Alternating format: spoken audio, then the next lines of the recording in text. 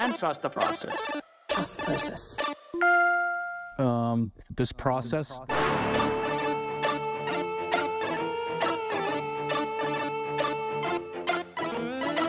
Processus, le podcast. Avec Anthony Marcotte, Martin Thériault et Marco D'Amico. Trust the process. Trust the process. Processus, saison 3, épisode 5. Bienvenue tout le monde, j'espère que ça va bien. Anthony Marcotte avec Martin Thériault et Marco D'Amico pour un autre gros épisode de Processus suivant l'Action de grâce. On s'excuse, on s'était congé pour presque tout le monde lundi. Donc, le balado sort une journée plus tard.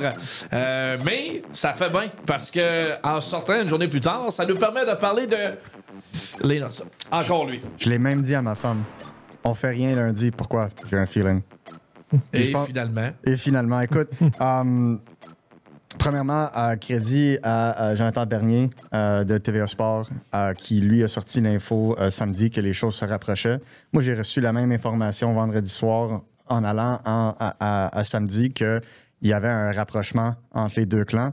Et là, on a vu subitement une entente qui a été faite assez rapidement à la demande de Lane Hutson. Bon, allons-y plus en profondeur parce que je sais que c'est un dossier que tu as recherché, que tu as fouillé depuis un bon bout de temps maintenant. Tu nous as partagé de l'information cruciale là-dedans dans les dernières semaines. Les tenants et aboutissants, qu'est-ce que le clan Hutson cherchait nécessairement, qu'est-ce que le Canadien souhaitait aussi. Et à ton avis, Marco, qu'est-ce qui a suscité le rapprochement pour finalement l'entente qu'on a connue hier? Lane Hutson, lui-même. Je pense qu'on en a parlé, plusieurs journalistes en ont parlé hier. On va en discuter encore aujourd'hui, mais... quand je disais que Lane Hutson voulait être ici à Montréal long terme, puis s'il pouvait signer un contrat de 16 ans, il le ferait. Donc, on a vu sa volonté de rester à Montréal, rester dans ce groupe. Parce que vraiment, c'est une des choses que j'ai appris durant ce processus-là, c'est que il y a vraiment de quoi dans la culture du Canadien de Montréal en ce moment. C'est jeune. C'est pas comme une équipe, exemple, les Leafs de Toronto, quand tu as eu les Matthews, Marner, Nylander qui sont rentrés, parce que tu avais quand même une gang de vétérans dans cette équipe-là. Avec le Canadien de Montréal, ces jeunes-là croient vraiment que c'est leur équipe, puis ils ont c'est quasiment avoir un part de marché dans cette équipe-là. Donc, tout le monde en met un peu de côté pour le prochain et pour le prochain et pour le prochain. Lane Hutson voulait deux choses. Un, il voulait un contrat de 8 ans. Deux, il la voulait maintenant. Donc, c'est ça qui a fait avancer les choses. Il y a eu une conversation entre les deux clans vendredi soir.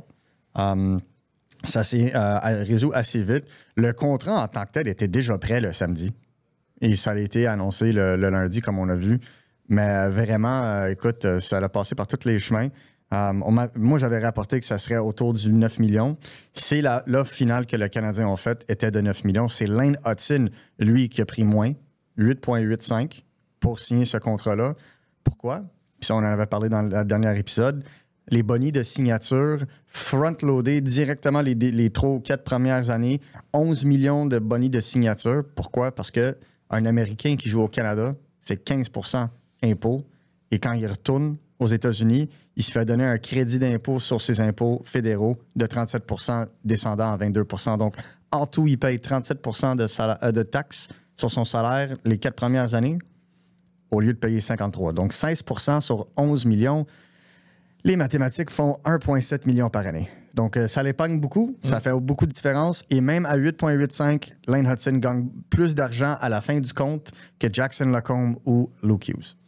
Donc, ça nous permet de comprendre un petit peu dans le montage financier pourquoi, nécessairement, le chiffre est inférieur à Hughes et à Lacombe. Mais quand tu fais ce calcul-là, ça change complètement la donne pour un Américain qui vit au Canada. Tant mieux qu'on a pu en tirer profit, parce que souvent, c'est l'inverse. On va se dire, ouais, ben les Américains, ils veulent pas jouer au Canada parce que, bon, pour plein de raisons, puis bon, ils vont être payés plus de l'autre côté, alors que là, non, il y a comme un petit break fiscal. Mais si tu regardes les contrats qui ont signé Austin Matthews et William Nylander à Toronto il y a 2 ans, c'est des bonnies de signature dans le tapis. Si on regarde le contrat signé par Kyle Connor, il y a beaucoup de bonnies de signature là-dedans. Regarde même juste le contrat de Noah Dobson, beaucoup de bonnies de signature dans les 3 premières années. Ce qu'on comprend dans le domaine des agents et dans les négociations de contrats, spécialement des jeunes qui partent de leur contrat d'entrée ou qui ne gagnent pas beaucoup d'argent, et qui passent à leur deuxième contrat, c'est que ces contrats-là, les agents veulent beaucoup de l'argent immédiatement parce que ça, tu peux les placer, tu peux les investir immédiatement, tu n'as pas besoin d'attendre. Et les gens n'ont pas gagné une grosse somme depuis ce montant-là, spécialement un gars comme Lane Hutson qui, lui, sa première saison, a joué 2 matchs et a empoché le boni de signature de 95 000. Donc, depuis le début de sa carrière de la Ligue nationale, il n'a pas vraiment gagné beaucoup. Il a gagné à peu près... beaucoup, excusez-moi, mesdames et messieurs, il a gagné à peu près 1,8 million. Je le sais. Mais ça reste pas beaucoup quand tu regardes le contrat qu'il vient de signer. Donc, c'est pour ça que la structure était très importante dans le contexte et c'est pour ça que Lane, quand il a eu sa structure, a donné un petit bonus au Canadien de Montréal avec un épargnement de 150 000. Hier, dans le point de presse de Kent Hughes, que j'ai écouté attentivement, Kent n'en donne pas énormément, mais il y a des mots cruciaux dans ce qu'il dit qui nous permettent de comprendre un petit peu ce qui se passe en arrière-scène. Et il n'a pas hésité à laisser entendre que certaines informations véhiculées par les médias étaient fausses. Qu'est-ce que ça t'évoque, ça? Et qu'est-ce que tu penses que Kent Hughes avait en tête en disant ça hier? Ma première réaction... Emotional damage à certains membres des médias nationaux qui couvrent le Canadien de Montréal parce que, aïe, se faire... Que le DG sort pour dire « Hey, je m'excuse, il y a eu beaucoup de mes informations, puis je ne vais pas commencer à nommer des noms dans ceci parce que tout le monde a un métier, tout le monde se fait donner des informations, que ce soit des bonnes ou mauvaises informations. Moi, je me suis fait déjà jouer des tours, là, fait que je ne vais pas faire mon arrogant là-dedans non plus. Par contre, il n'y a jamais eu question d'un contrat de 6 ans dans cette négociation-là. Jamais. Il n'y a jamais eu un offre fait du Canadien qui était juste en dessous du 9,5 millions. Jamais fait.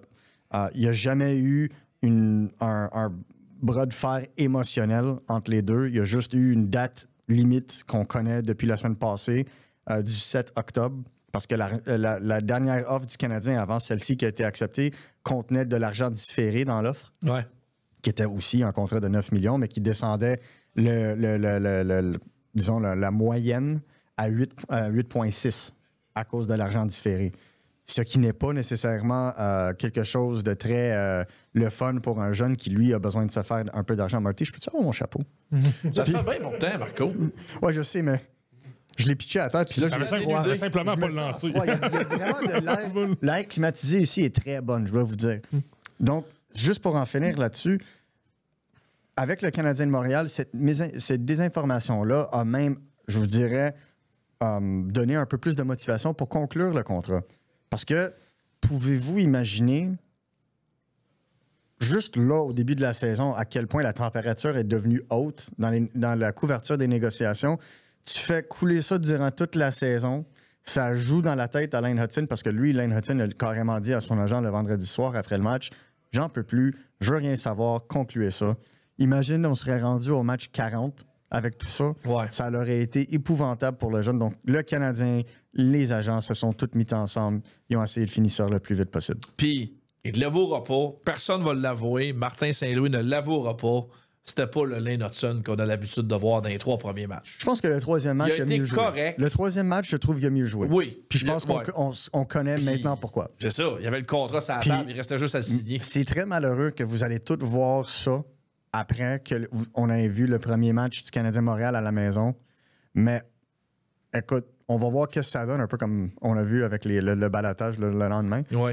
Mais je serais très surpris que Lane Hutson ne soit pas la bougie de l'image pour le Canadien de Montréal ce soir.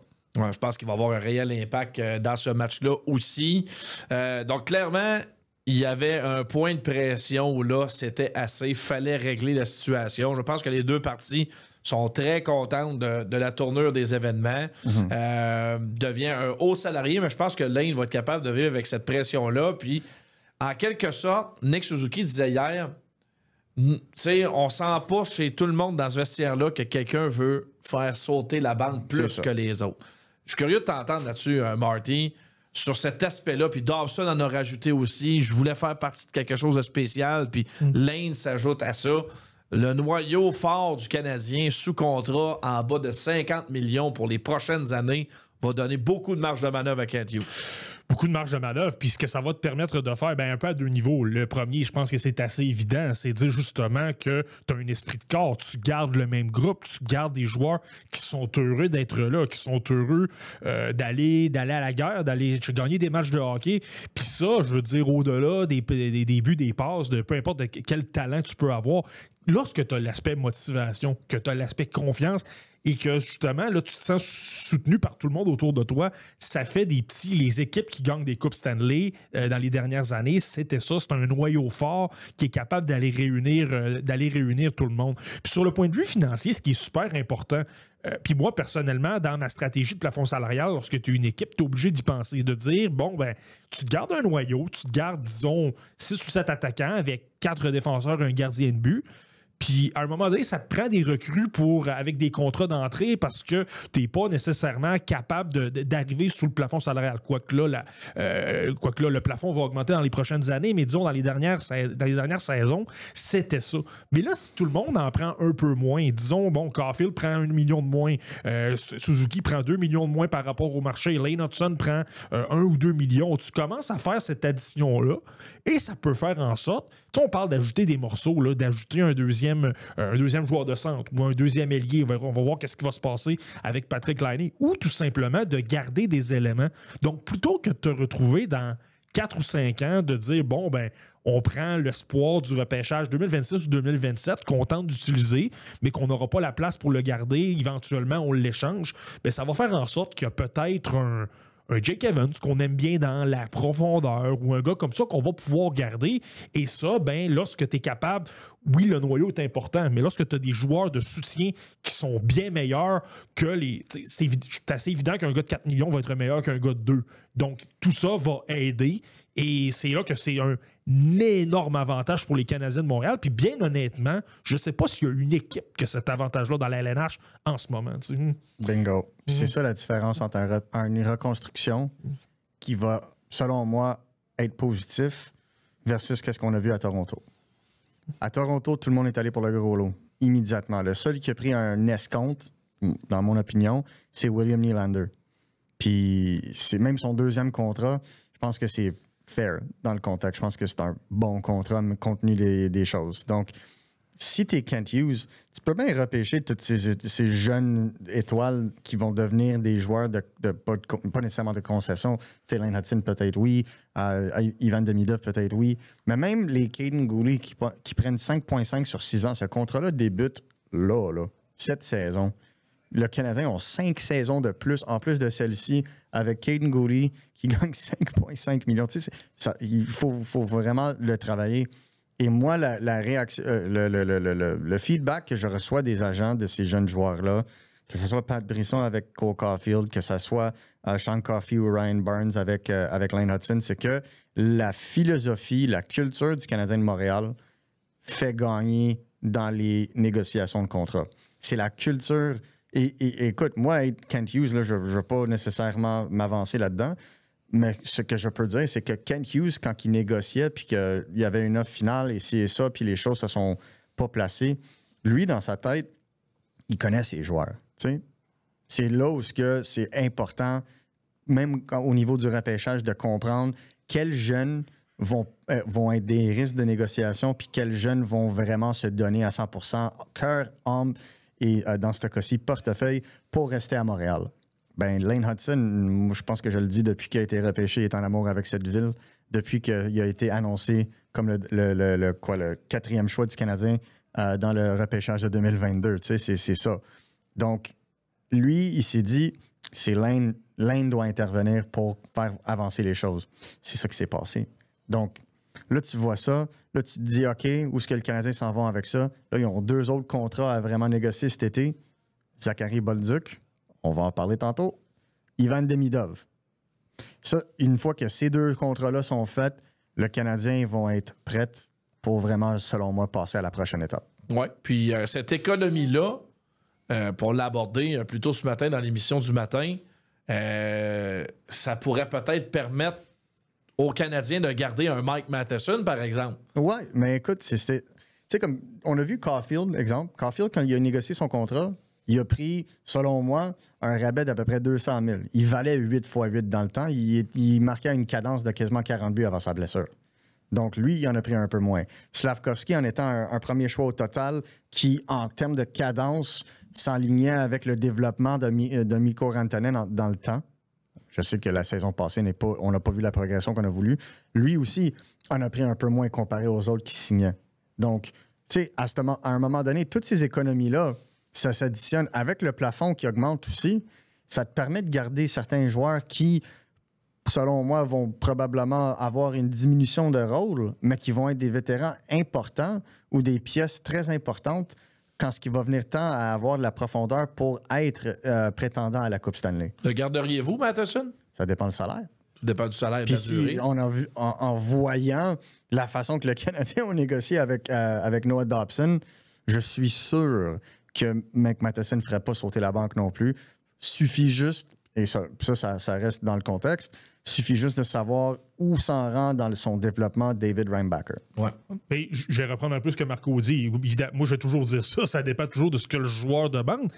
Mais là, regardez un peu les informations, à voir que justement des décisions comme les Hudson, les Dobson, les Slavkovski, les Caulfield, puis les propos un peu de Michael Matheson cet été où il mentionnait qu'il était heureux à Montréal, que il avait l'air d'avoir une ouverture, si tu veux. Ouais. Il n'y a rien qui ne dit pas que Michael Matheson, là, qui signe un contrat, va peut-être en prendre moi aussi pour dire je demeure là, je suis très heureux avec le groupe-là, je suis peut-être pas le défenseur top 4 en devenir, mais je m'en fous. Je veux simplement gagner, je suis heureux ici, j'aime ce qu'on bâtit.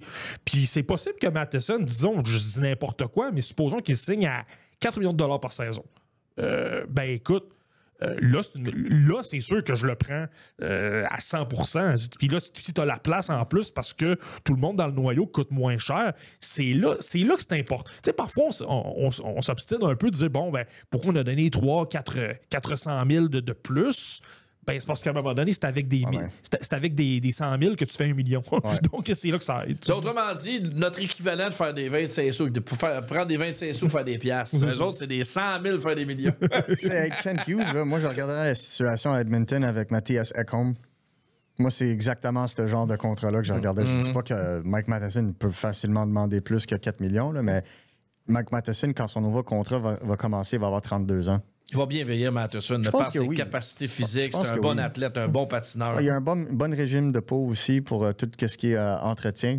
Donc, je pense qu'il va bien vieillir, moi aussi. À suivre, c'est un autre dossier qui sera certainement sur la table de Kent Hughes quelque part au cours de la saison. Je te ramène un petit peu au cas Hudson, Marco, parce que je sais que tu as parlé à son agent. Qu'est-ce qui lui a sauté aux yeux dans ces négociations-là pour Lane Hudson afin qu'il demeure à Montréal? Parce que là, on goûte à un marché très particulier. Si Luke Hughes a goûté au New Jersey, je pense qu'on a parlé davantage du contrat de Luke Hughes dans le marché de Montréal qu'on en a parlé au New Jersey. Ça vous donne une idée à quel point ici, ça explose sur des cas comme celui-là. On tient à Hudson, on veut le garder longtemps, puis c'est un dossier central de l'avenir du Canadien. Je pense que le premier indice, puis c'est même pas juste l'agent de Lane Hudson. J'ai parlé avec d'autres agents dans le domaine aussi par rapport à ça. La première chose qui a fait vraiment lever les yeux au marché de la Ligue nationale, c'était la sortie du père de Lane Hudson par rapport à la fameuse il peut toujours jouer pour l'équipe Canada.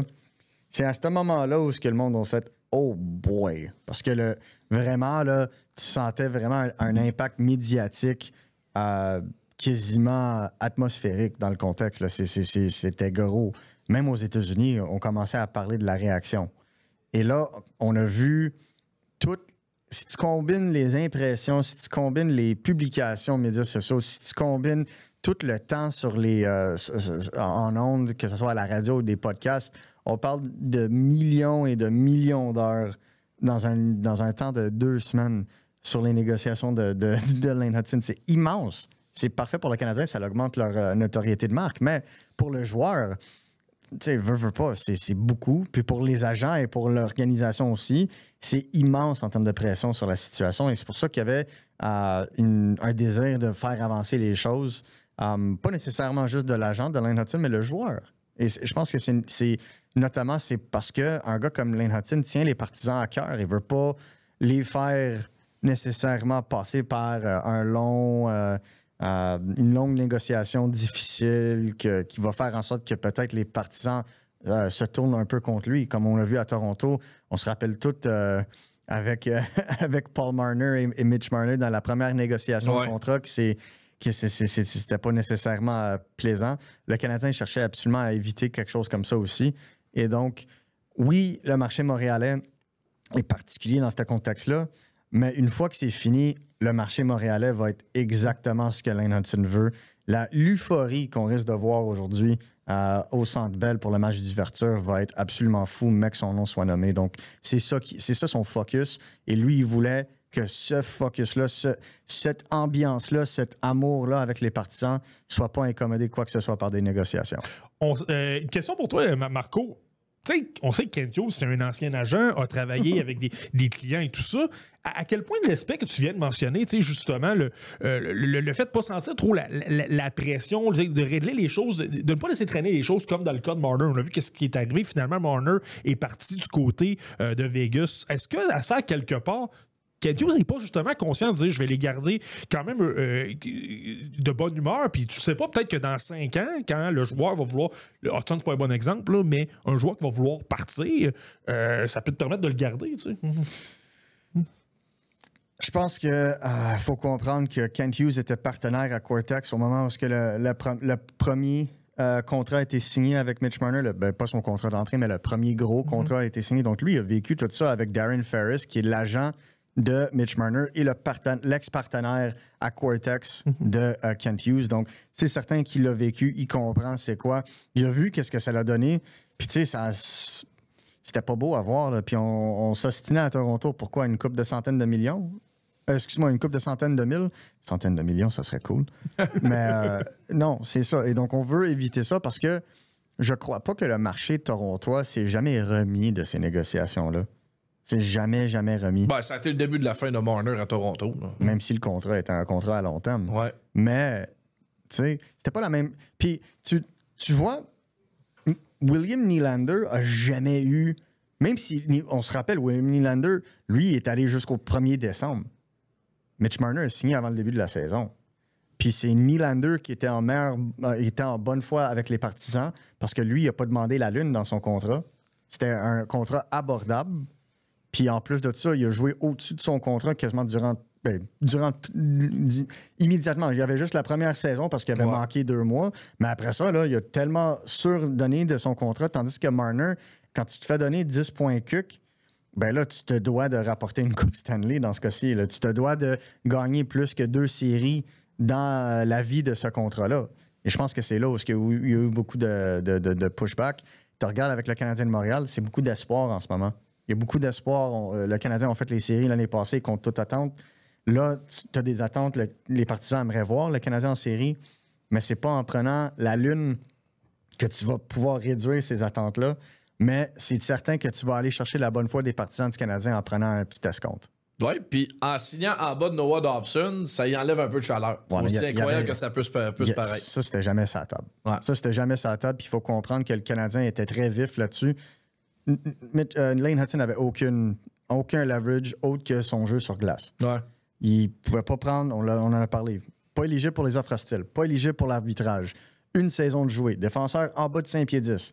Il y a beaucoup de choses qui jouaient contre lui, tandis que Noah Dobson, droitier, une saison de 70 points dans la banque, devenait agent libre. 7 années acheté de son autonomie. C'est beaucoup plus différent de ce qu'on voit avec Lane Hutson qui, lui, c'est, si je me trompe, 3 années d'autonomie qu'ils viennent d'acheter. Donc, c'est pas la même chose, pas la même situation. Et c'est pour ça que je compare plus, exemple, le contrat de Jackson Lacombe à Noah Dobson et Luke Hughes directement avec Lane Hutson. Donc, c'est là où on doit diversifier. Puis ça, c'est toute la paperasse de la convention collective.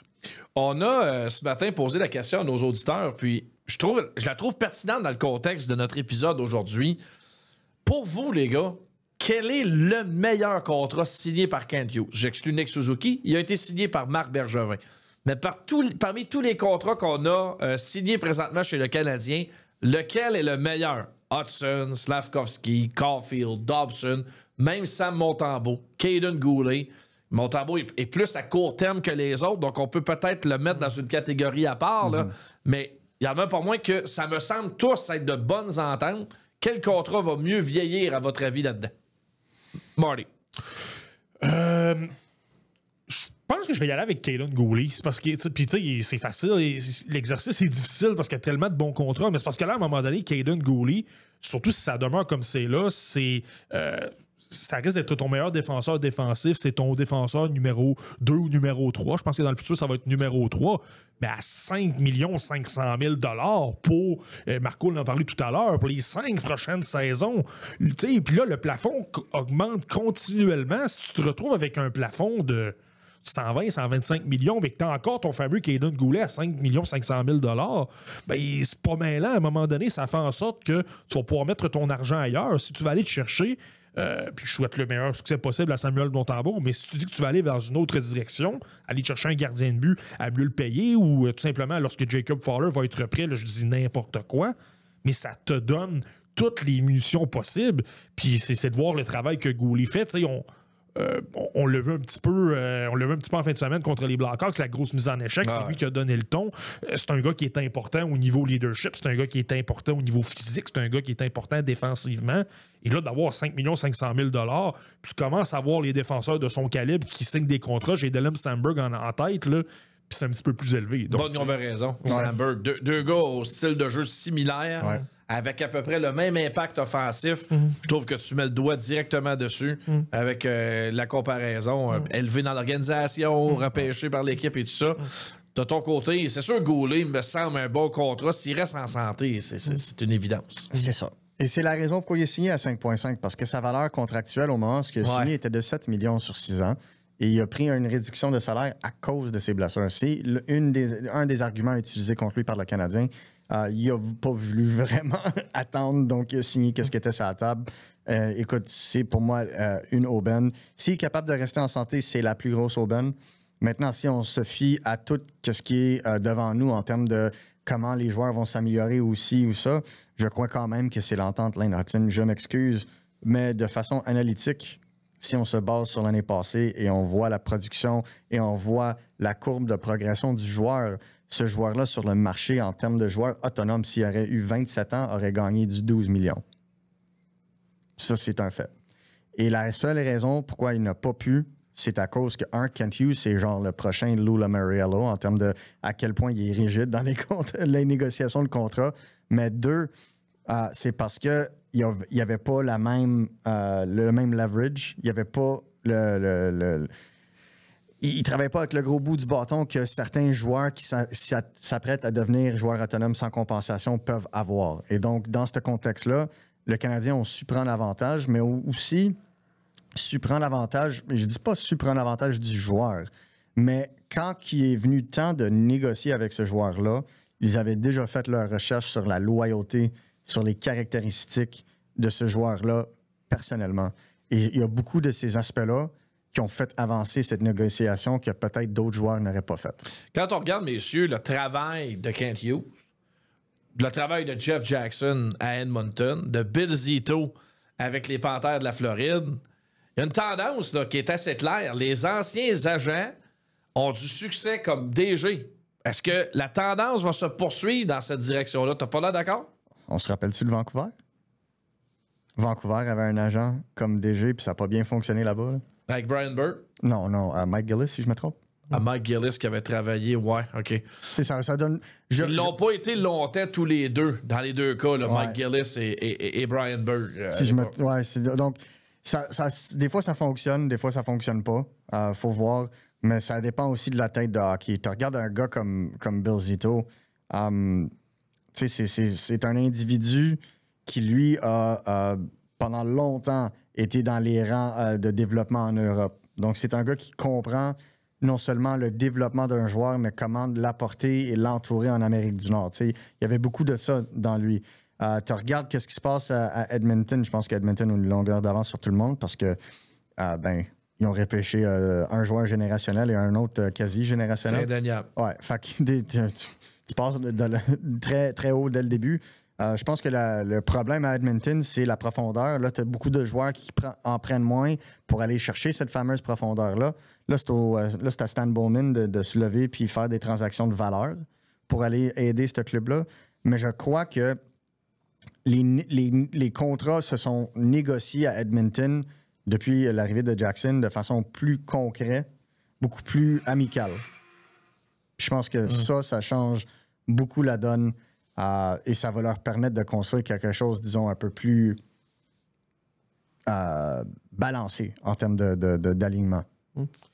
Je pense qu'au niveau des agents, je pense que c'est une portion du travail qui aide. Donc, tu sais, justement, le niveau négociation de contrat, le niveau de ne pas surpayer un joueur qui est super important, ça t'évite d'échanger un joueur 3 ou 4 ans plus tard et de donner un actif comme un choix de premier tour pour rien. Sauf qu'en même temps, il y a d'autres choses aussi là-dedans.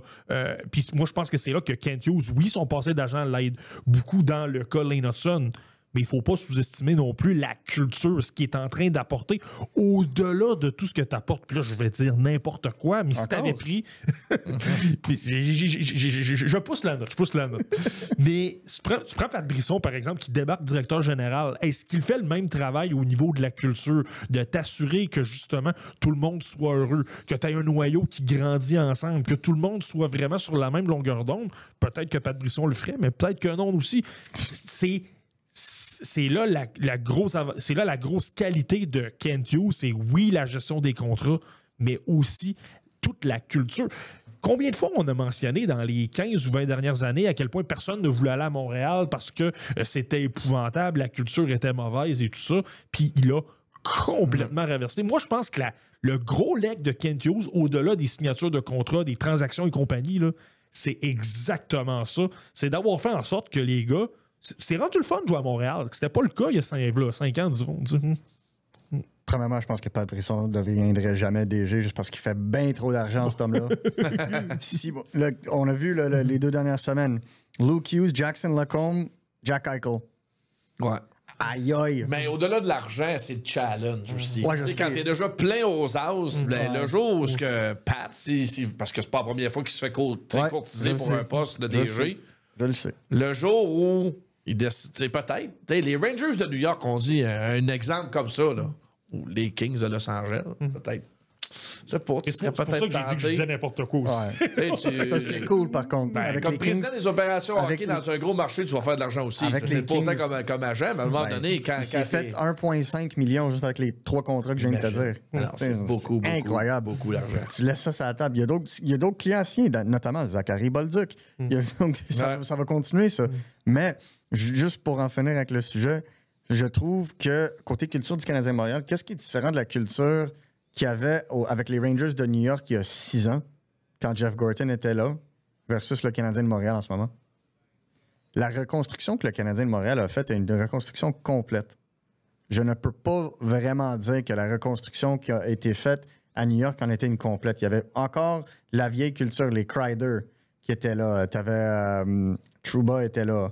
Ben, Trouba, il venait d'arriver. Mika Zibanejad qui était là depuis un bout aussi. Tu avais, encore une fois, les jeunes qui rentraient, puis tu avais les vétérans qui étaient en place. Ouais, avec le Canadien, il y a un top joueur autonome avec aussi. Panarin. Puis c'est un peu ça que je trouve qui est différent avec le Canadien de Montréal. Ils ne sont pas passés par l'agent libre. Ça a vraiment été bâti à travers le repêchage puis à travers des échanges. Puis je pense que c'est là où tu es capable de mieux aller chercher qu'est-ce que tu as besoin puis identifier les morceaux que tu as besoin, non seulement sur la glace, mais hors de la glace. Excellent, messieurs. Comme premier bloc, on va faire une courte pause. Au retour, on remet en jeu la comparaison Zachary Bolduc et Logan Mailloux après une semaine de travail. Net avantage aux Canadiens dans ce qu'on voit présentement. C'est de bonheur encore. On fait un petit survol également de certains jeunes qui s'illustrent dans la Ligue nationale. On va parler un petit peu du Rocket de Laval et l'espoir de la semaine de notre ami Marty. Ça s'en vient dans le bloc numéro 2. Processus. You win! Avec Anthony Marcotte, Martin Thériault et Marco D'Amico. On poursuit ce 5e épisode de Processus avec Martin Thériault, Marco D'Amico et moi-même Anthony Marcotte. Comparaison Zachary Bolduc, Logan Mailloux. Après quelques matchs pour chacun d'entre eux, évidemment, Bolduc retient beaucoup l'attention. Il pourrait avoir 4 buts. Il y en a 3, 1 par match jusqu'à maintenant. Il semble vouloir poursuivre sur sa séquence qu'il a eue à Saint-Louis l'an dernier en fin de saison. C'est un excellent départ pour lui, alors que du côté de Logan Mailloux, ben là, on doute de sa fiabilité. Il est le joueur le moins utilisé en défense du côté des Blues de Saint-Louis. Par contre, d'un autre côté, une période d'acclimatation pour un défenseur est tout à fait normale dans une nouvelle équipe. Je sais que vous l'avez regardé de près. Curieux de vous entendre sur l'évaluation que vous en faites des 2 joueurs. D'abord, Marty. Je commence. Dans le cas de Zachary Bolduc, c'est absolument impressionnant. En fait, ce qu'il produisait avec les Blues de Saint-Louis à la fin de la saison, et spécialement lors des séries, là, tu revois exactement la même chose. Puis ça m'a frappé, ça m'a sauté aux yeux dans le match contre les Blackhawks de Chicago. Je sais pas si c'est parce que c'est un ancien rival de division lorsqu'il était à Saint-Louis, qui connaît peut-être un peu mieux le style, connaît mieux les équipes, et c'est comme s'il y avait un historique. Mais là, j'ai revu le Bolduc qui était... Tu sais, dans le camp d'entraînement, on le voyait moins. Contre les Maple Leafs et les Red Wings, peut-être un peu moins aussi. Mais j'ai trouvé qu'il commençait à être physique, il commençait à appliquer il commençait à frapper, il commençait à déranger un petit peu. Puis évidemment, le côté marqueur, tu sais, comment se positionner dans l'enclave, toujours être capable d'avoir l'occasion au bon moment. Mais c'est pas simplement ça, c'est la chose qui a toujours retenu mon attention avec Zachary Bolduc. Oui, il a un bon tir, oui, il a un bon coup de patin, oui, il est capable. Tu sais, il a amélioré son aspect physique par rapport à son époque avec les Remparts de Québec. Mais c'est l'intelligence des jeux qu'il est capable d'accomplir. Je pense que c'est à Détroit à un moment donné, sort du banc. Il revient dans sa zone, est capable d'effectuer la relance et tout ça. Remet la rondelle. Je pense que c'est Ivan Demidov par la suite, une bombe. Kapanen lui remet, se retrouve en semi-échappé, capable de marquer. Donc, tu sais, c'est tous des petits détails comme ça. Tout part parce que Bolduc est allé dans la zone, il est allé supporter tout ça. Donc, ça, c'est absolument renversant. Puis c'est bon de voir que, justement, tu sais, le système de Martin Saint-Louis, il n'est pas évident non plus. C'est compliqué. Regarde, Alexandre Carrière en a déjà parlé un peu et tout ça. Donc, de voir qu'après quelques matchs seulement, ça va bien, c'est une autre preuve qu'il est de son intelligence hockey. Tu sais. C'est une des raisons pourquoi j'adore convertir un centre à l'aile. Parce que tu vois sur la glace, regarde ses buts, toujours au centre de la glace. Ouais. Il y a un réflexe là. Il y a un réflexe pour aller au centre de la glace, mais il n'y a pas nécessairement toutes les aptitudes pour être un centre dans la Ligue nationale.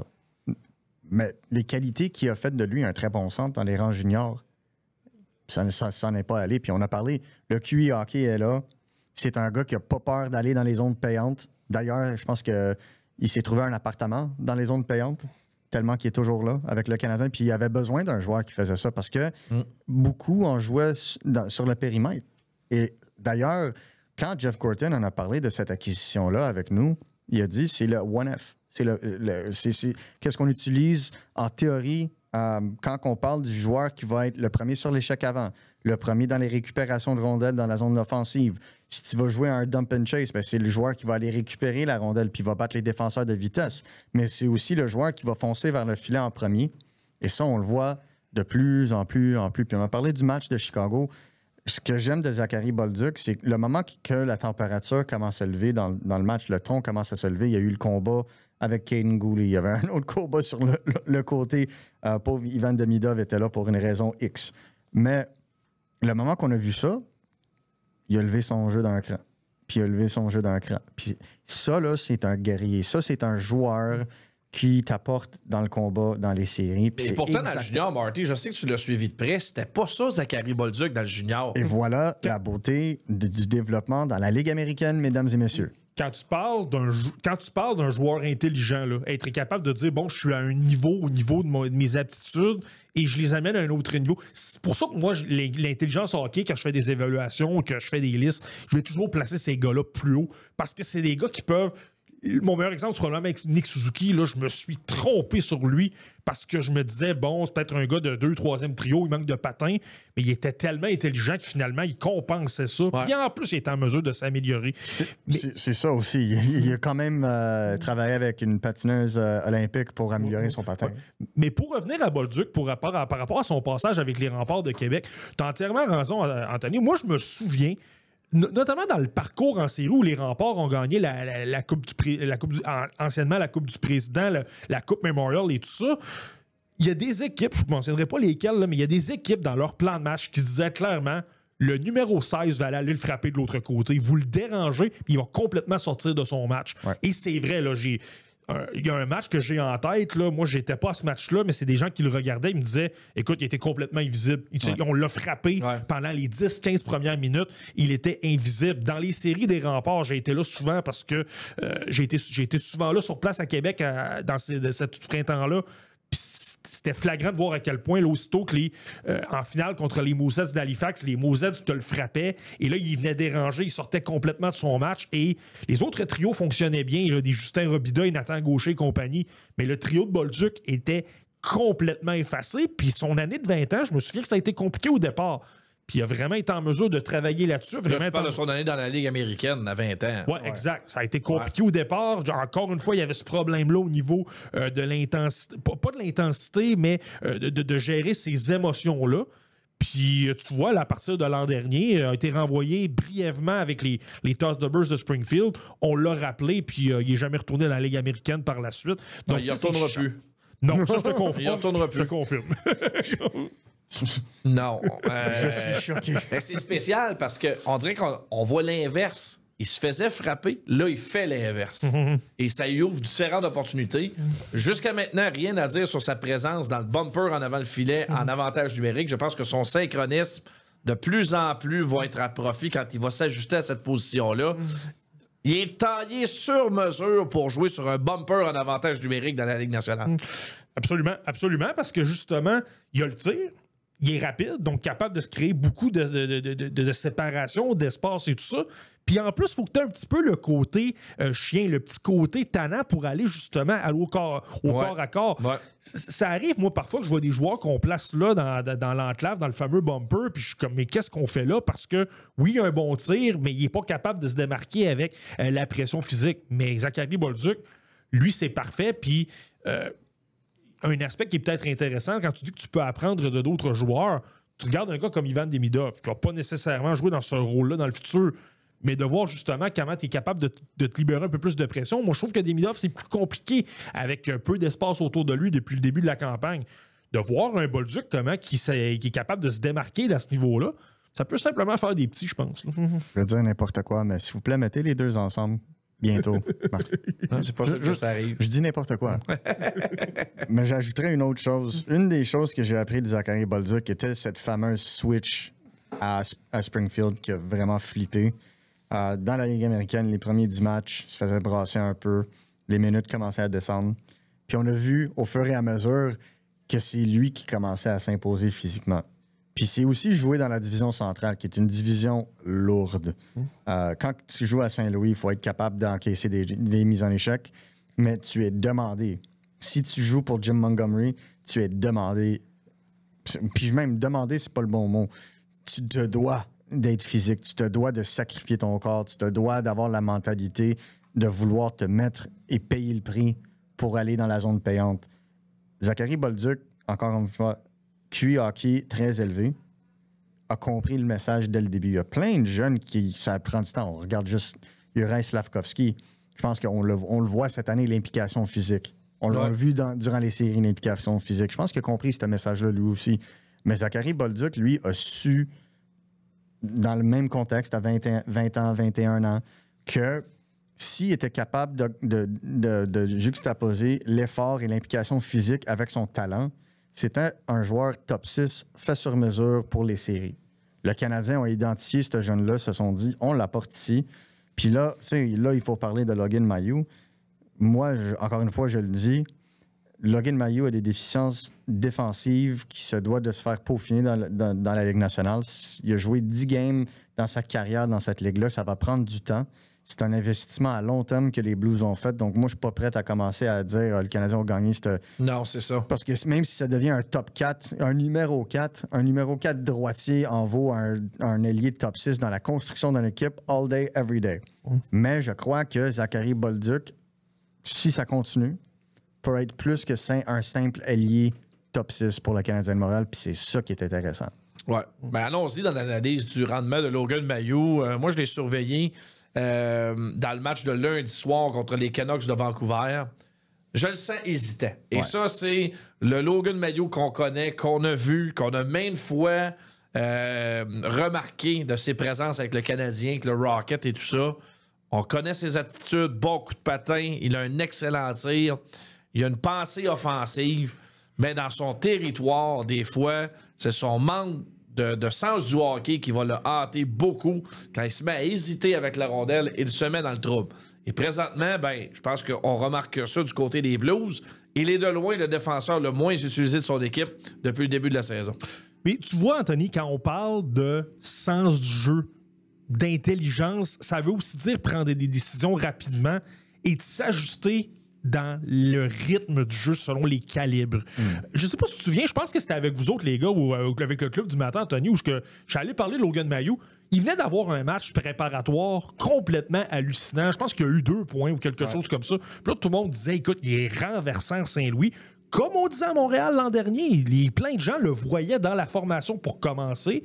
Puis la preuve, c'est qu'il y a eu un blessé puis il a été le premier rappelé au début de la campagne. Mais c'est ça le problème de Logan Mailloux, c'est lorsque ça va un peu plus vite. C'est ça de l'intelligence. À un moment donné, tu ferais des décisions sans penser, mais ce sont les bonnes parce que pour une raison que tu sais même pas pourquoi, tu vas être capable de faire une bonne passe, un bon jeu. Et Logan Mailloux, moi, c'est le match contre le Wild, le premier de la saison, qui a retenu mon attention dès le départ. Puis c'est pas des gars incroyables que je vais te nommer, là. Le trio Diakov-Trenin avec Liam Ögren et Hunter Haight. Trenin, là, pendant le match, il a dû avoir 5 ou 6 fois les bagarres à 1 contre 1. Mailloux se faisait complètement battre. Des Ryan Hartman qui rentraient un peu à l'intérieur, lui enlevaient la rondelle. Et ce que Marco mentionnait, l'hésitation, là, on a commencé à le voir. Ouais, c'est Anthony qui disait ça. Là, c'est là que j'ai commencé à voir un peu, comme tu as dit, le côté hésitation. Là, les passes étaient plus et moins évidentes. Le fameux problème de bouger ses pieds, je l'ai vu. Je pense que le premier but sur lequel il a été coupable, là, écoute, il bouge vraiment pas ses pieds. Il y a quelqu'un qui le contourne absolument. Ça donne une échappée. Ça donne une excellente chance de marquer au Wild. Puis par la suite, là, j'ai senti que Mailloux était constamment nerveux. Chaque fois qu'il avait la rondelle, il prenait son temps. Il tentait d'acheter un peu de temps et d'espace. Mais dans la Ligue nationale, tu peux pas faire ça. Marco l'a mentionné, je pense qu'à un moment donné, ça va prendre du temps. Faut pas que tu lances la serviette, ça va lui prendre une période d'adaptation. Mais moi, ça a toujours été quelque chose qui m'a dérangé chez Mailloux. La fameuse exécution, il l'a jamais vraiment eu. Ouais, c'est à quel point tu peux être patient. Parce que dans la Ligue nationale, ce n'est pas une ligue de développement. En tout le moins, on développe, on essaie de développer, mais il y a toujours une question de performance. Là, prenez le nombre d'entraîneurs-chefs qui ont perdu leur emploi dans les 3 dernières années dans la Ligue nationale. Tout le monde a de la pression de performance. Tout le monde a de la pression de gagner. Et les Blues se voient dans les séries éliminatoires. À quel point ils vont être patients avec Mailloux? Très. Ouais. Attendez-vous à ce que ça soit très patient. Ils n'ont pas... Il y a 2 choses à parler de cette situation-là. Un, Logan Mailloux a beaucoup plus de pression sur ses épaules que Zachary Bolduc pour performer parce que quand Zachary Bolduc s'est fait échanger, c'était pas, mettons, l'euphorie. À Saint-Louis, on était très, très, très amers de cet échange-là. Plusieurs se disaient, voyons donc, c'était un des meilleurs recrues pour finir l'année avec Marco Kasper à Détroit. Qu'est-ce qui se passe? Pourquoi tu fais ça? C'est certain qu'avec le repêchage de Justin Carbonneau, l'arrivée de Jimmy Snuggerud, tu pouvais te le permettre, mettons. Mais je pense que les partisans auraient mieux voir le choix qui a été utilisé pour repêcher Carbonneau partir pour Logan Mailloux que perdre un gars qui était déjà dans la Ligue nationale comme Zachary Bolduc. 1. 2. Jim Montgomery est un coach de détail. Puis tu parlais des entraîneurs, puis tout le monde regarde pour leur job. Il y a peut-être pas un coach qui a plus de lousse dans la Ligue nationale en ce moment que Jim Montgomery. Imagine congédier ton coach intérimaire parce que Jim Montgomery est devenu disponible sur le marché. Il le voulait vraiment. Il le voulait vraiment. Donc, Jim Montgomery a beaucoup de lousse, puis il va travailler avec ces jeunes-là. Puis je pense que tout le monde le voit. Là. Je pense que les Blues sont en train de faire un reset on the fly, un peu comme le Canadien ont fait, où ils essaient de rentrer des jeunes. Donc, ils vont être patients avec Logan Mailloux parce qu'ils ont investi beaucoup dans Logan Mailloux, puis ils vont s'assurer que ce joueur-là va être capable de trouver sa niche dans la Ligue nationale. Le problème, c'est l'hésitation, c'est la pression que Logan a sur lui-même parce qu'on connaît ses habiletés, on sait ce qu'il est capable de faire, mais il faut que tu trouves un rôle dans la Ligue nationale. Puis il va pas jouer sur la première vague de l'avantage numérique. Je pense que ça, On sait tout. Quand tu as Cam Fowler, puis Colton Parayko et Justin Falk, tu as 3 gars qui peuvent jouer sur l'avantage numérique. Donc, lui, il va patienter un peu. Mais c'est là où Logan Mailloux, quand il était à Laval, a su prendre confiance. C'est en performant en avantage numérique. C'est ça qui l'a permis d'avoir plus de touches de rondelles, de pouvoir pousser un peu plus, puis avoir plus de confiance dans son jeu au complet. C'est ça qui manque, je trouve, dans la Ligue nationale. Tandis que les défenseurs, d'habitude, c'est... Non, il faut que tu aies des bonnes habitudes de base en premier pour ensuite avoir accès à l'avantage numérique. Puis dans la Ligue américaine, je pense que c'est l'inverse. Donc, c'est là où je pense qu'il va y avoir un déclic à faire. Mais c'est pas les 3-4 premiers matchs de la saison que tu vas le voir. On va s'en reparler au match 40-41, puis c'est là où on va peut-être voir s'il a pu s'adapter. OK. Sur ce sujet, on va passer à d'autres joueurs qui s'illustrent les jeunes dans la Ligue nationale. Peut-être un petit mot sur Beckett Seneca avec les Ducks d'Anaheim. Marty, c'est un bon départ pour lui, une grosse première semaine. Ouais, puis écoute, chapeau à Joel Kenville qui l'a placé en partant sur techniquement le premier trio. Là, je sais qu'on peut, on peut décider qui est le vrai premier trio, mais avec Carter Gauthier et avec Mason McTavish. Puis de ce que j'ai pu voir de Beckett Seneca, 3 points, 2 matchs, c'est présentement il était à égalité au sommet des pointeurs, mais c'est lui qui est en tête parce qu'il a joué moins de matchs que d'autres, là. Mais il est très impressionnant. Honnêtement, là, le niveau habileté, ça, même dans les matchs préparatoires, ça faisait aucun doute. Tu vois qu'il est à sa place, il est capable de créer beaucoup de choses et comme il a un gros niveau de vitesse, tu vois qu'il est déjà extrêmement à l'aise dans la LNH avec ce gabarit-là. Moi, ce qui m'a encore plus sauté aux yeux, bon, défensivement, des choses à travailler, il n'est pas toujours très bien positionné, mais... Et tu vois que le jeune veut apprendre, par contre. Parfois, il est un peu mêlé et tout ça, mais tu vois que c'est un peu des informations qui commencent à entrer. Probablement qu'il a fait du vidéo et tout ça. Puis il dit, OK, est-ce que je suis à la bonne place? OK, là, il se pose toutes sortes de questions, mais je pense qu'à un moment donné, ça va venir. Mais moi, ce qui m'a impressionné, c'est le jeu physique de Beckett Seneca. Je le voyais le long des rampes, il était tenace, il était capable d'aller gagner ses bagarres. Et moi, j'ai eu l'occasion de lui parler un peu à Beckett Seneca il y a 2 ans, là, lorsque je travaillais pour la Ligue canadienne de hockey. Puis tu pouvais le voir autour des vestiaires, c'est un enfant. C'est quelqu'un qui s'amuse. C'est quelqu'un qui est toujours qui a toujours le sourire aux lèvres. Je me souviens d'un de mes anciens collègues qui disait, écoute, je pense que c'est la vedette de la fin de semaine parce que il est tellement exubérant. On le voit un peu sur la patinoire. C'est qu'il n'y a rien qui le dérange. Il y a une séquence dans le match contre les Sharks, son dernier, là. Il est contre Nick Leddy, un vétéran qui a plusieurs rencontres dans la LNH. Il débarque devant le filet, puis 2 ou 3 double échecs dans le dos. Aucunement intimidé. Ça a déclenché de mêlée, tout ça. Mais tu vois qu'il est déjà à l'aise. Tu vois que plus ça va, plus il est confortable. Et honnêtement, là, sur le point de vue... Je m'attends pas à ce qu'il y ait une saison extraordinaire. Je m'attends pas à ce qu'il y ait un point par match, disons, là. Mais c'est très, très, très positif de voir à quel point il y a un gros impact en ce moment. Ouais, puis écoute, je pense que c'est le joueur qui a été sélectionné avant Ivan Demidov, Macklin Celebrini, bien sûr, qui, selon moi, était le joueur qui se prendrait le plus. Tu regardes Caden Lindstrom, ça commence à se remettre en motion en jouant dans la NCAA. Artem Levchunov s'est fait retrancher de la formation contre le Canadien de Montréal. Ça se complique un peu, mais tu regardes la façon que Seneca se développe. C'est un joueur qui se développe de la bonne façon, qui ne brûle pas d'étapes. C'est un joueur qui pense la game comme un petit joueur, mais qui joue la game comme un gros joueur. Puis je pense que c'est la meilleure façon d'expliquer Beckett Seneca. Un gars qui a eu une poussée de croissance incroyable de 17 à 18 ans. De 16 à 17 ans. Donc, tu vois vraiment l'évolution, ses mains, sa capacité d'exécution, même s'il y a quand même un assez long bâton. Un gars qui est capable de shifter de façon latérale assez vite et c'est impressionnant quand c'est en mouvement complet. Donc, un joueur qui, selon moi, va faire partie de la nouvelle ère de gros joueurs, pas nécessairement power forward comme joueur de puissance, mais un mélange d'un gros joueur qui est capable d'avoir des habiletés vraiment élites. Donc, plus dans le Matthew Tkachuk, avec peut-être un peu moins de chien, mais ça va se développer en jouant pour un Pat Verbeek puis un Joel Kenville. Donc, pour moi, très bien apprécié. La seule chose que j'aimerais voir, c'est en jouant ce style-là, à cet âge-là, la majorité de ces jeunes-là frappent un mur rendu à Noël. Physiquement, c'est plus dur. Exact. Donc, moi, c'est la seule chose que je veux regarder pour lui parce que je pense qu'on peut se le dire, il est trop bon pour la Ligue d'Ontario. Mm-hmm. Puis, malheureusement, la règle de 19 ans dans la Ligue américaine débute juste l'année prochaine où ce que les clubs vont pouvoir prendre un joueur de 19 ans et le mettre dans la filière de la Ligue américaine. Donc, tu n'as pas le choix de le jouer dans la Ligue nationale, selon moi. Mais je veux juste voir si ça va être sur le premier trio. Et quel début de saison de Mason McTavish. Comment c'est ça sur les chapeaux. Comment en remettre? Juste dire comme, moi, je voulais jouer. Exact. Tant mieux. Matthew Schaefer, il faut en parler absolument. Quel départ pour lui. Même si les Islanders sont 0-3 pour commencer la saison, ben au moins, on se console en disant que Schaefer a un impact immédiat. 26 minutes et plus de moyenne de temps de glace depuis le début de la saison. C'est du stock, là. Le gars a à peine 18 ans. Ouais, mais écoute, Alexander Romanov joue pas à son niveau, je crois, en ce moment. Puis on va se le dire, le Pelech puis Pollock, ça commence à monter en âge aussi. Ouais. Donc, c'est clair avec ses performances, son coup de patin et tout, mais ça, c'est un autre joueur où j'ai hâte de voir qu'est-ce que ça va donner au 4e game parce que, encore une fois, physiquement, c'est un joueur qui n'a pas beaucoup joué l'année passée.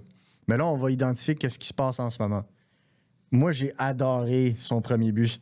J'ai ri, là, je pense que je me suis mis à tousser sur mon verre d'eau parce que c'était vraiment un but à la football, là, où il était à la ligne du premier verge, puis il a juste rentré dans le tas avec son bâton, puis ça l'a donné, là, c'était que de la beauté, puis ça démontre un joueur qui n'a pas peur de rentrer là-dedans.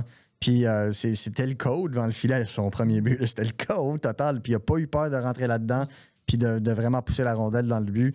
En termes de possession de rondelle, je pense qu'il apporte vraiment un aspect que les Islanders n'avaient plus avec la perte d'un Noah Dobson et qui recherchait même avant d'avoir transigé Noah Dobson. Donc, être capable de vraiment pousser le ton d'une game avec son coup de patin, puis la capacité, puis ça, on en parlait aussi, la capacité de bouger avec la rondelle à un très haut niveau de vitesse, sans perte de vitesse tout au long de son élan.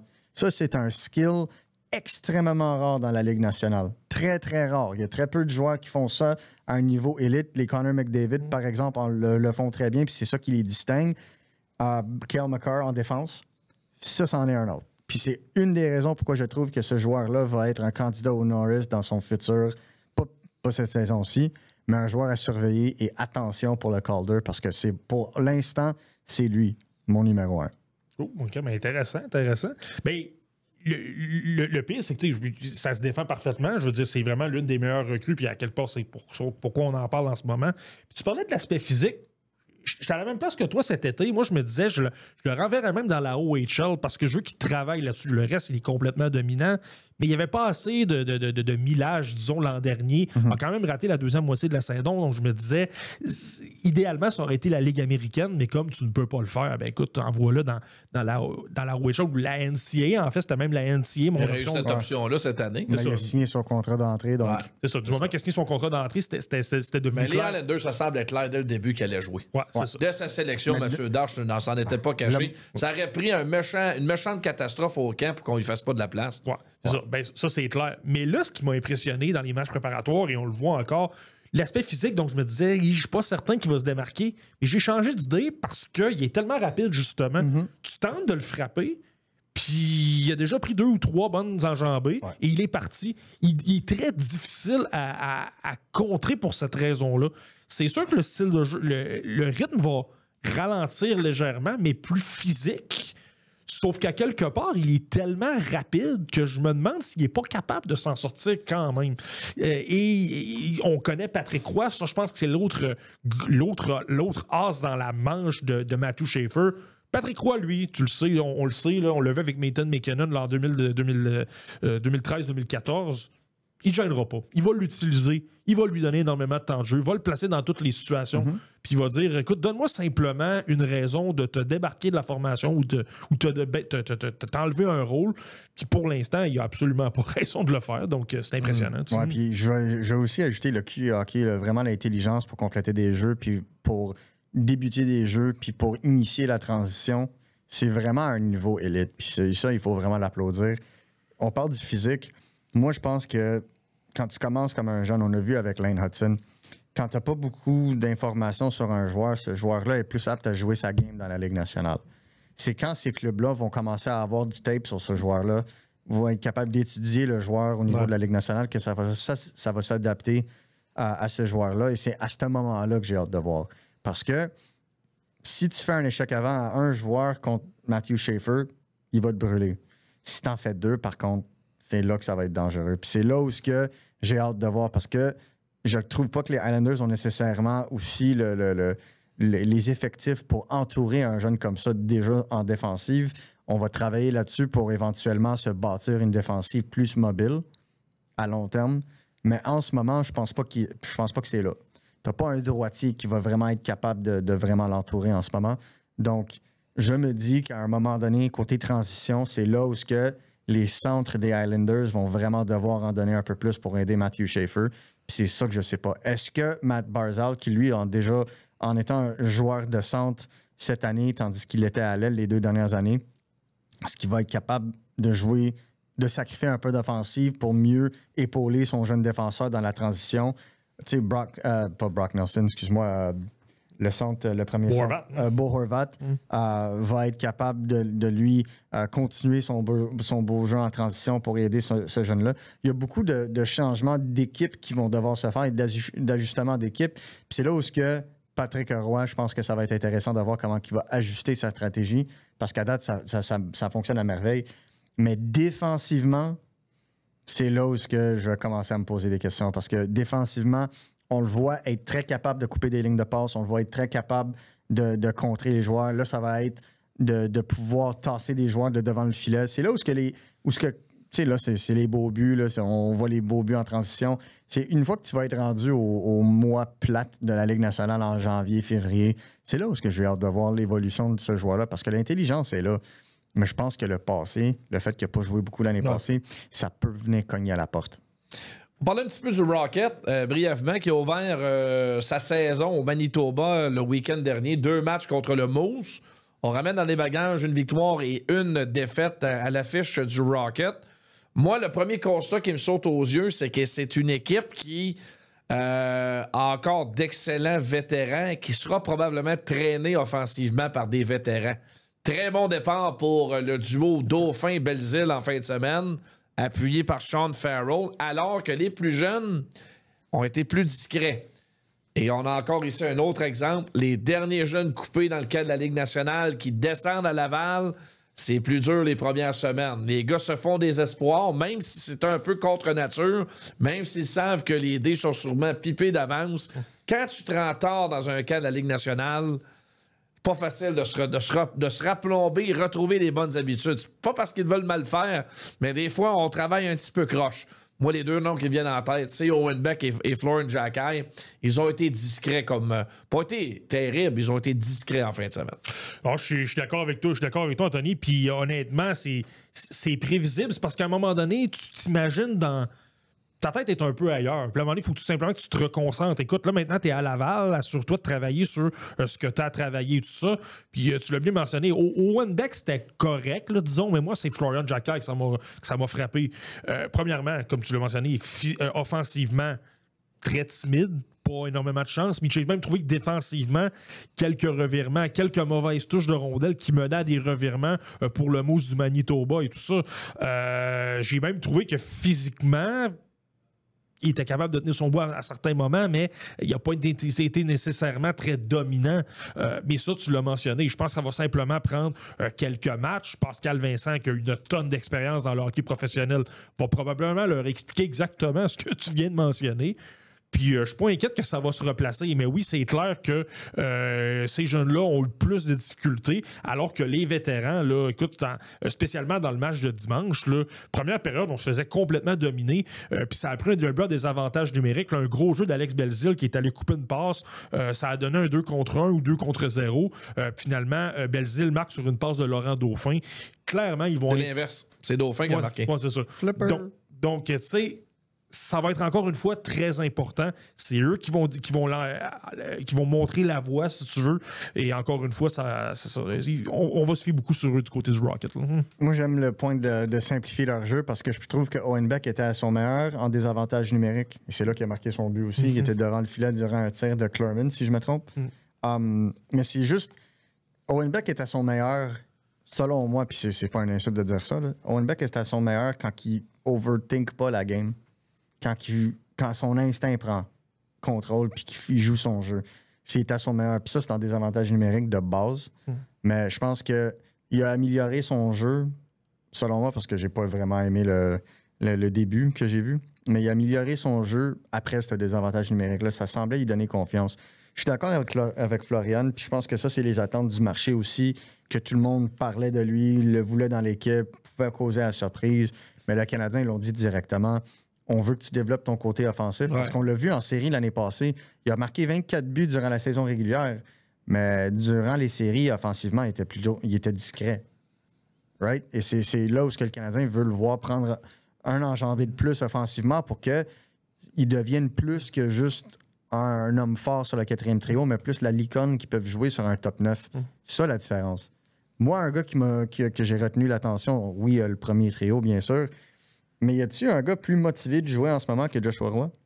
Josh a connu une bonne fin de semaine. T'as tout à fait raison.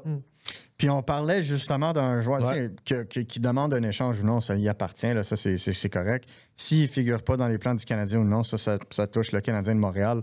Mais il n'y a pas meilleure impression que tu peux donner que de te faire couper du camp de façon hâtive et d'arriver aux 2 premiers matchs puis jouer 2 bonnes games, que ce soit en avantage numérique ou même à 5 contre 5. Donc moi, personnellement, à rentrer en matière succès pour Joshua Roy, et là, on verra la suite. Excellent point. Le Rocket a ses défis en défensive. Ouais. Beaucoup de blessés. Reinbacker, Trudeau et Jacobs ne sont pas là. Donc, ça a forcé l'organisation à lancer presque un SOS à un ancien d'organisation, Josiah Didier, qui rentre au Bercail. Il avait un choix, lui, en 2011, je pense, du Canadien. Et puis là, après près de 500 matchs dans la Ligue américaine, arrive sur un contrat d'essai professionnel. C'est un peu embêtant là, que dès la première semaine du calendrier, t'es déjà en train de chercher des joueurs là, sur un PTO.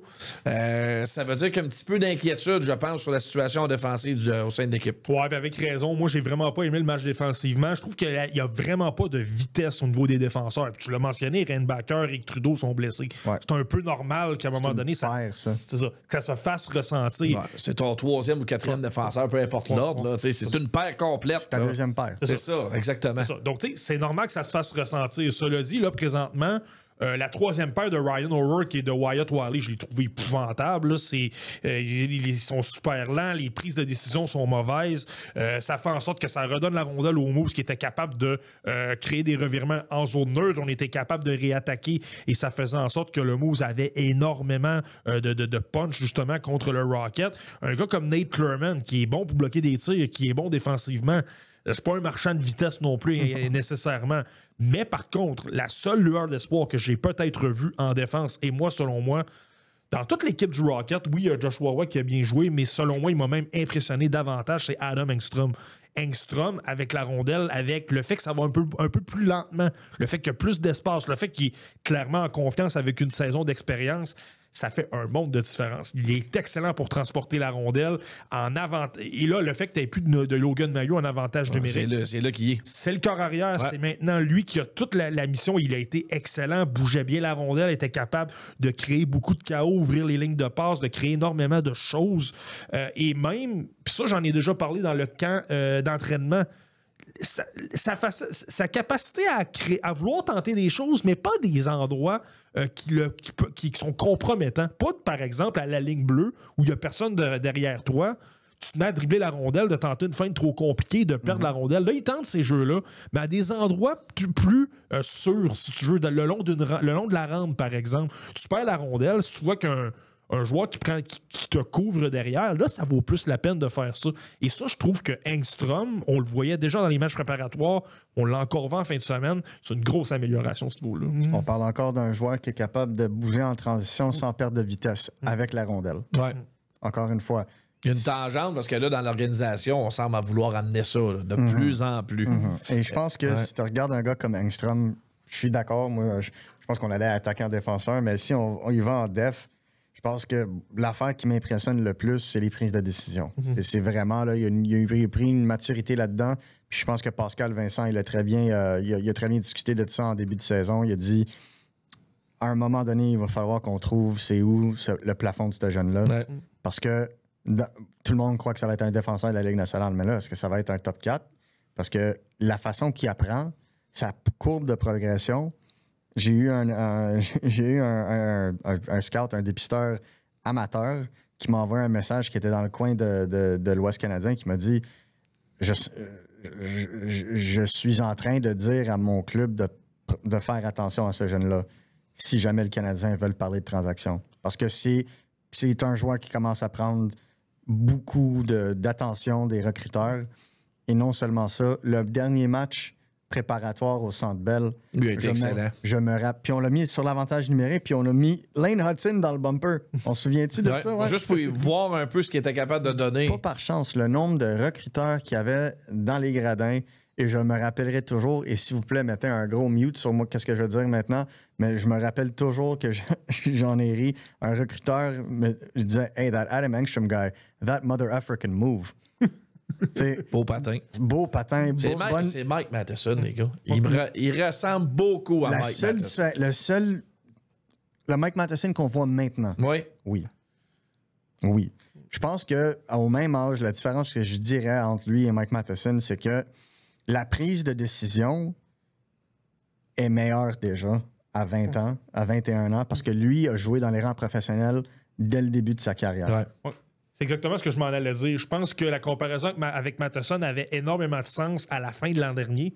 Là, avec justement sa capacité de prendre des meilleures décisions à des endroits plus sûrs, là je pense qu'il est meilleur. Et je suis d'accord avec Marco. Là, moi, j'ai l'impression qu'Engstrom, s'il était dans une autre organisation que Montréal, là, il jouerait. Là, parce que là, t'as Arbor Xhekaj, t'as Jadon Strobel, t'as plein de bons défenseurs en niveau profondeur. Envoie-le n'importe où. Saint-Louis, il joue. Saint-Louis, il joue au-dessus de Logan Mailloux en ce moment. Exemple. Ouais, d'accord avec toi. Entièrement d'accord.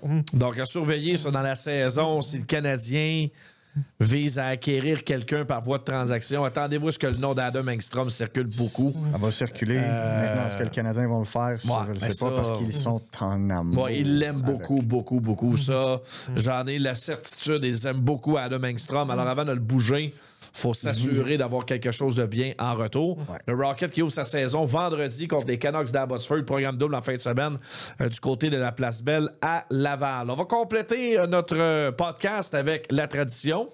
L'espoir de la semaine, signé Marty Thériault. Écoute, j'ai fait un changement de dernière minute. Je m'en allais parler d'un joueur. Puis là, Marco me dit, là, il faut que tu parles absolument de cet espoir-là. Il est incroyable. Il a 11 points, 8 matchs. Il a 8 buts. Il est absolument renversant. Et c'est vrai que je l'aime beaucoup. Au podcast Le Relève, on a publié notre top 10 préliminaire du repêchage 2026. Et ce gars-là, je l'adore. Je l'ai 4e. Donc, je me dis, bon, c'est vrai que je suis d'accord avec Marco. C'est vrai que je l'aime beaucoup. Donc, c'est pas une trouvaille, mais c'est un gars qui est vraiment bien placé à tes yeux. Comment qu'on pourrait dire ça? C'est pas une trouvaille, mais faites attention. Mais le segment espoir de la semaine, c'est un peu de mettre de la lumière sur des joueurs qu'on va surveiller. Puis c'est possible qu'on en reparle dans ce segment-là de Ethan Belchetz.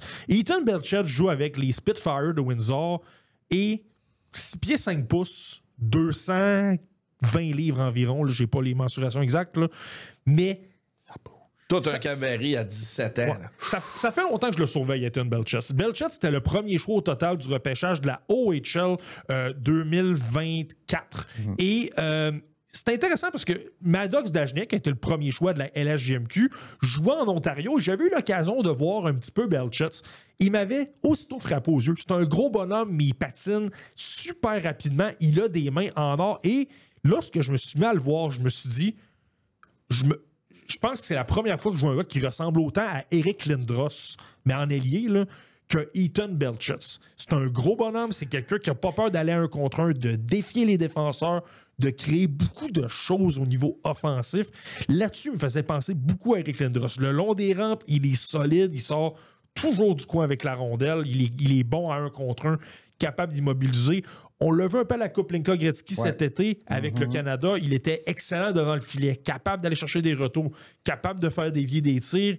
Donc, tu sais, tu parles de plusieurs aspects. Bon le long des rampes, bon au niveau des mains. C'est pas un hasard non plus, Ethan Belchetz a le numéro 61 parce qu'une de ses idoles de jeunesse, c'était Rick Nash. J'ai parlé de Lindros. Il y a beaucoup de Rick Nash dans son jeu aussi, de commencer à dribbler la rondelle à très, très haute vitesse alors qu'il a un énorme gabarit. Oui, il faut le surveiller. Lui, je l'avais 4e de ma liste et Je pense pas vraiment le baisser. On verra bien où il va se situer. Là. J'avais le goût de le placer devant Keaton Veroff. C'est de dire une idée à quel point je l'adore. Là. Mais surveillez-le, lui, ce gars-là. Il est 3e pointeur de la OHL au complet en ce moment. Et avec le gabarit qu'il a, avec les aptitudes qu'il possède, là, c'est assurément quelqu'un qu'il faut avoir en tête pour le repêchage, puis c'est sûr que les gens, s'ils commencent à le voir, vont tomber en amour. Là. Ouais, moi, je pense que ma réaction favorite, c'était le moment que tu as parlé de Lindros, les yeux d'Oli se sont genre levés. Là. Puis c'est comme si on sortait des nouvelles, là, puis tu mettais les yeux sur Twitter. Là. C'était Oli, ça. On parle de licorne, mais Eric Lindros, ça en était toute une. Ouais, Belcher, c'est une licorne. Je m'excuse, il fait tout bien en zone offensive. Et ce qui est intéressant, là, on parle, bon, j'ai parlé d'Eric Lindros en ailier, sauf que là, en ce moment, forme un trio avec Liam Greentree et Jack Nesbitt. Il va demeurer à l'aile, ça, c'est Quel clair. trio. Mais avant que ces deux-là reviennent des camps de la Ligue nationale, j'ai vu un match de Belchat au centre. Vous, mise au jeu, c'était épouvantable. Là, c'est normal, il n'en a jamais vraiment pris. Ouais. Il peut s'améliorer comme un Bill Zonon l'a fait l'an dernier avec les Huskies de Rwanda. Zonon n'avait jamais joué au centre et la progression du début jusqu'à la fin de la campagne. Il a permis d'être repêché en première ronde. Sauf que Belchat...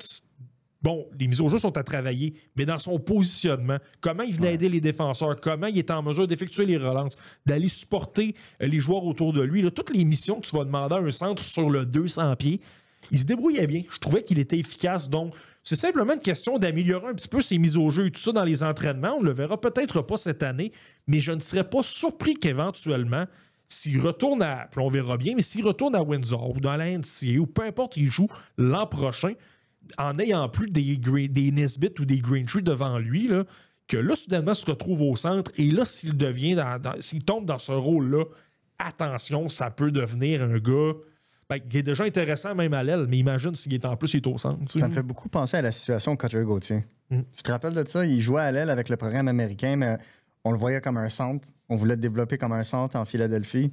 Ça n'a pas donné. Il a été échangé à Anaheim. Anaheim sont bourrés de centres, on le sait. Ouais.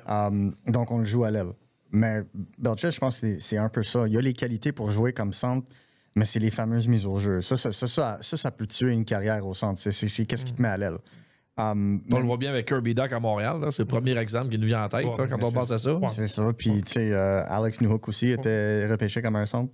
C'est ça que ça donne.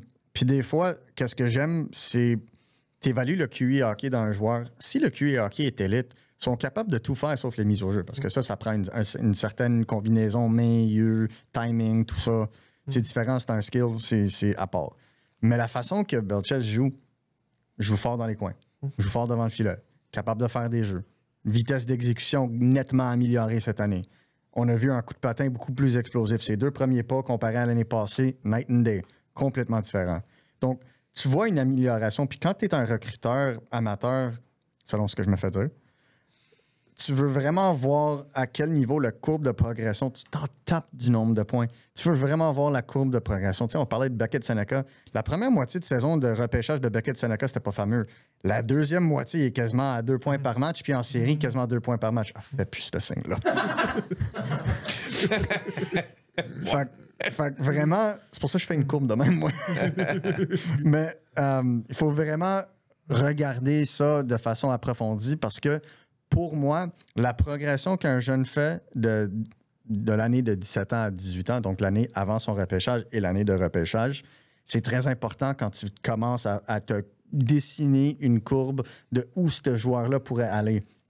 Et ce que je trouve très intéressant de Belcher, c'est qu'on est dans une ère de la Ligue nationale où il y a vraiment un retour à l'appréciation de l'attaquant de puissance.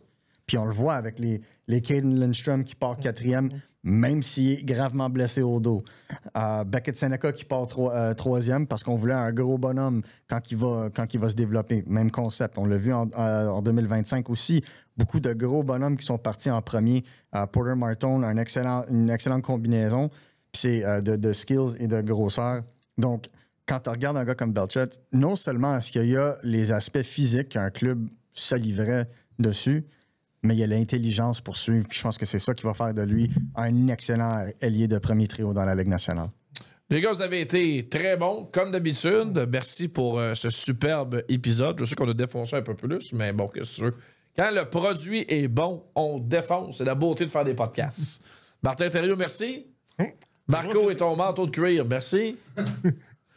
Ici Anthony Marcotte, on se dit à la semaine prochaine. On reprend nos bonnes habitudes de travail. Lundi prochain, on enregistre. Et dès mardi, 5h, ce sera disponible sur toutes les plateformes de balado. Un gros merci de nous suivre et on se retrouve la semaine prochaine. You win. Processus. Avec Anthony Marcotte, Martin Thériault et Marco D'Amico.